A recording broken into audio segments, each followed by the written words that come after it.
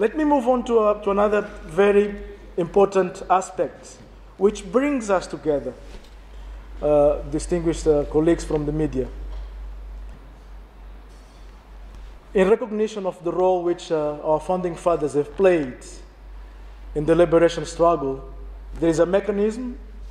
which is being put in place to recognize our founding fathers, which it is called the mechanism to honor our founding fathers, and currently we are in the process of developing it, and eventually next year this will be concluded. But more importantly, colleagues, Summit has also decided to pay tribute and homage to the role played by one of his illustrious sons, also from this country, the late President Julius Nyerere. Statue is going to be is a matter which is being under preparation, and eventually we'll have a statue of former President Nyerere at the African Union, as a symbol of the role which not only Tanzania has played, but also this icon of the liberation struggle has played in the quest for us to become independent. Coming towards the end of my presentation, we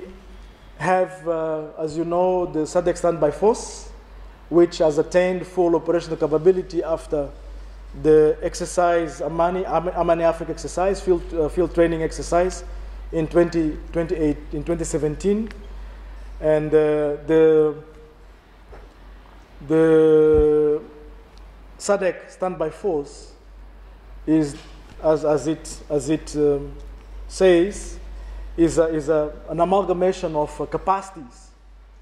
from our member states. Each member state has pledged resources, equipment, and manpower to strengthen the ability and capability for the region to intervene in peace support operations. During the period of January to June 2019, we were on standby under the African Union, meaning that the region would be called to intervene in peace support operations. The roster ended in June,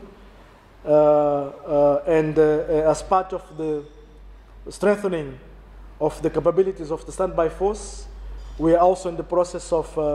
building what is known the logistics depot, which is located in the Republic, in Gaborone, Republic of Botswana, which is the capital of the Republic of Botswana, and this depot will gather the equipment and the material which will sustain the operations of the standby force. Lastly, before I conclude, colleagues, it is expected that, of course, it's one of the mandates of the organ, as well as the standby force, to play a role in alleviating the suffering and intervene where in the presence of humanitarian disasters. You'll recall that during March and April of this year, we have had the impact of climate change phenomena with the cyclones Kenneth and Idai, which had a very devastating impact, not only in terms of human lives, but also destruction of important infrastructure in our member states, countries which were affected, Mozambique, Zimbabwe, Malawi. I also recall that certain areas here in Tanzania were also affected, fortunately without casualties,